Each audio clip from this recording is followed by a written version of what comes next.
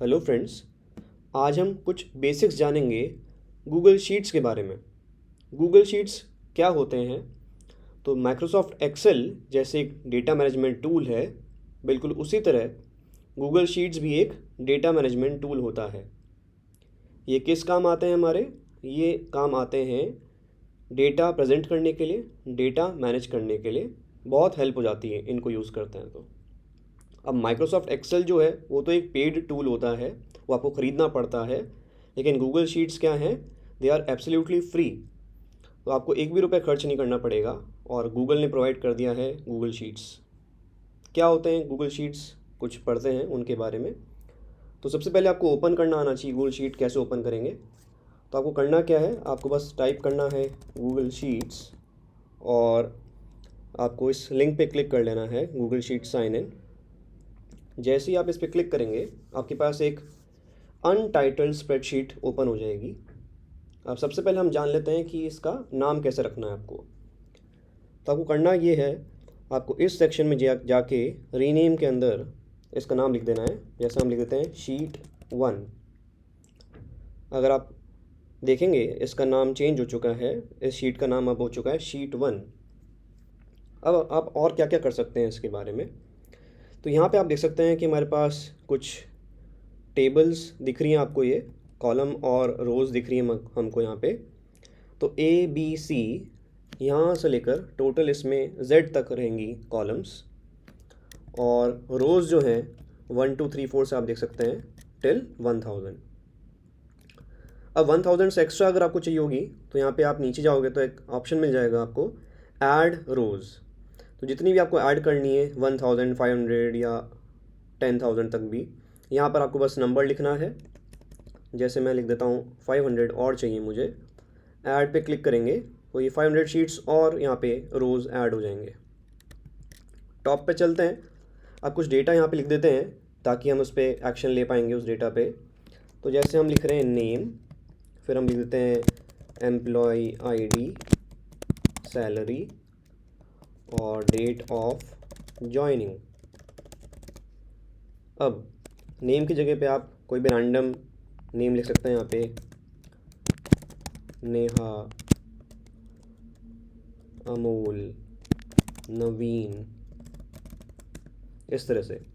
Employ ID भी आप type कर सकते हैं, जैसे E120, E121, E122।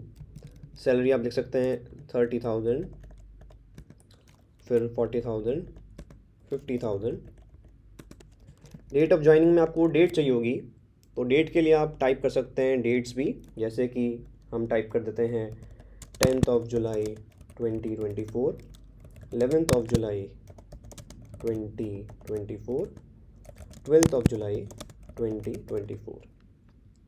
अब यहाँ पे मान लेते हैं हमने जो ऊपर सेक्शन बना रखा है name, employee ID, salary, date of joining, इसको हमको बोल्ड लेटर्स में लिखना था। तो आपको सेलेक्ट करना है इसको, इस तरह सेलेक्ट हो जाते हैं ये पूरे, ड्रैग करना है बस आपको। और यहाँ पे ऊपर ऑप्शन में एक बी जैसे साइन बना हुआ है, बी फॉर बोल्ड। इस पर जैसे ही आप क्लिक करते हैं ये वाला सेक्शन अब बोल्ड सेक्शन बन गया है, और नीचे यहाँ पे हमारे पास कुछ डेटा भी है। अब मान लीजिए आपको ये नया एम्प्लॉय ऐड करते हैं, लेट्स से रितेश हमने ऐड करा है, ठीक है। तो यहाँ पे आप एम्प्लॉय आईडी भी लिख सकते हैं 1 2 3। अब मान लीजिए हमारी कंपनी में जो सैलरी है वो इंक्रीज़ हो रही है 10,000 से, हर नया एम्प्लॉय को 10,000 रुपीज़ एक्स्ट्रा मिलने वाले हैं। तो आपको करना क्या है, आप बार बार राइट भी कर सकते हैं इसको, पर एक ऑटोमेशन टूल भी है यहाँ पे हमारे पास। आपको करना बहुत सिंपल है, यहाँ पे हम एक साइन यूज़ करेंगे इक्वल टू का। इक्वल टू साइन लिख के ऊपर वाला जो है कॉलम, उसमें से एक डेटा सेलेक्ट कर लेंगे। इससे जस्ट पहला एम्प्लॉय क्या है, नवीन, उसकी सैलरी क्या है? तो उसकी सैलरी है 50,000। तो हम यहाँ पे सेलेक्ट करने के बाद आपको इसका एड्रेस मिल जाएगा इस सेक्शन का, इस डेटा पॉइंट का, जो कि है C4। अब ये किस तरह से डिसाइड हुआ है? तो C जो है, C है इसके अंदर यहाँ पे लिखा हुआ, ये आप देख सकते हैं यहाँ पर C लिखा हुआ है। अब 4 क्यों आ रहा है? तो अब इसमें अगर आप नीचे चलेंगे, C1 में सैलरी लिखा हुआ है इस वाली जगह पे, C2 में ये 30,000 की सैलरी लिखी हुई है, C3 में 40,000 सैलरी लिखी है, C4 में 50,000 सैलरी लिखी हुई है। और अब हम एक फॉर्मूला यूज़ करने वाले हैं कि जो भी वैल्यू होगी C4 की उसमें से हमको ऐड कर देना है बस 10,000। तो इस तरह से ऑटोमेटिकली रितेश की सैलरी हमारे पास आ चुकी है 60,000। अब मान लेते हैं कि डेट ऑफ ज्वाइनिंग इस तरह से होने वाली है नेक्स्ट वाली, हर हम 30 डेज़ के बाद नया एम्प्लॉय ऐड कर रहे हैं। तो वो करना बहुत सिंपल है, यहाँ पर भी आप फॉर्मूला यूज़ कर सकते हैं, इक्वल टू साइन के साथ में डेट ऑफ ज्वाइनिंग आप सेलेक्ट कर लें। इससे जस्ट पहले एम्प्लॉय क्या था, नवीन की सैलरी, यहाँ पे डेट ऑफ ज्वाइनिंग थी 12 जुलाई। इसको सेलेक्ट करने के बाद हर 30 डेज़ के बाद आपको एम्प्लॉय सेलेक्ट करना है, ऐड करना है हमारे टेबल के अंदर। तो यहाँ पे हम लिख देंगे सिर्फ 3030।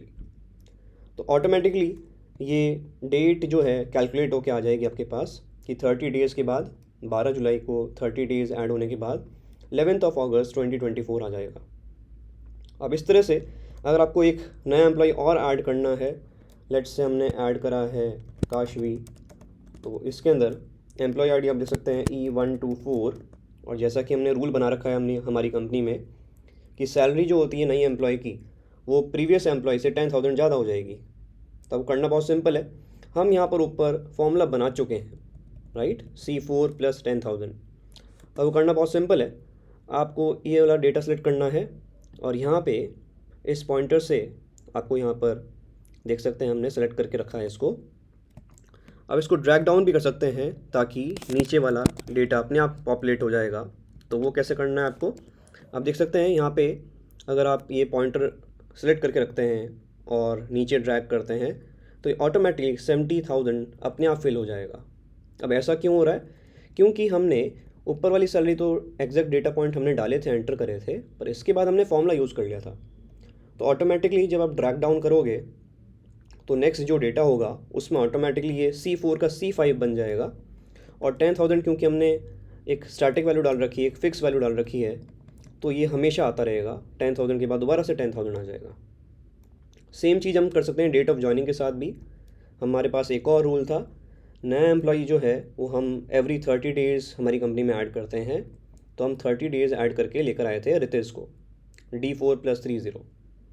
अब एक और जो नया एम्प्लॉई है हमारे पास काशवी, इनको हम ऐड करेंगे 30 डेज़ के बाद में।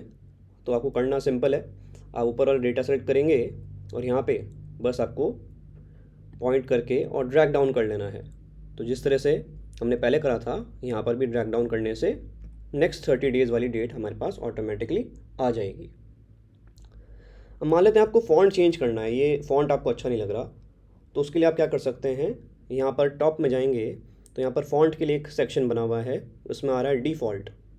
तो डिफ़ॉल्ट की जगह पे आप यूज़ कर सकते हैं, बहुत सारे फ़ॉन्ट्स हैं हमारे पास, जैसे कॉमिक sans MS। इससे हल्का सा ये फ़ॉन्ट चेंज हो जाएगा, देखें थोड़ा सा ब्यूटीफुल जैसा दिखने लग गया है अभी ये। तो इस तरह से आप सभी का अलग अलग भी चेंज कर सकते हैं। और अगर आपको सारे एक साथ सेलेक्ट करके एक साथ ही आपको सब कुछ करना है, फ़ॉन्ट चेंज करना है, तो फिर आप ये सारे सेलेक्ट कर लें और यहाँ पर जाके एक साथ आप लेट्स से जॉर्जिया करना चाहते हैं, तो एक साथ ही आपके सारे डेटा पॉइंट्स के फ़ॉन्ट्स चेंज हो जाएंगे।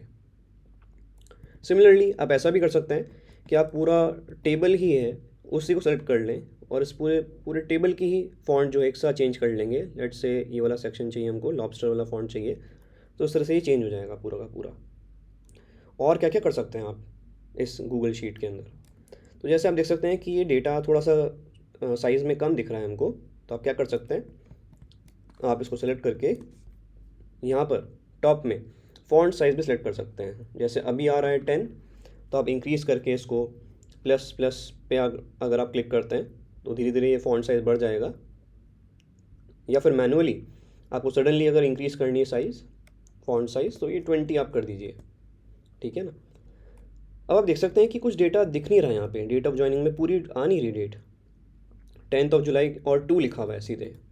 तो अगर आपको पूरा डेटा चाहिए तो आपके पास दो ऑप्शन है, या तो आप ये टॉप पे जाके इस कॉलम की विड्थ जो है वो बढ़ा दें, इस तरह से धीरे धीरे बढ़ाएं और पूरा डेटा आपके पास दिखना शुरू हो जाएगा।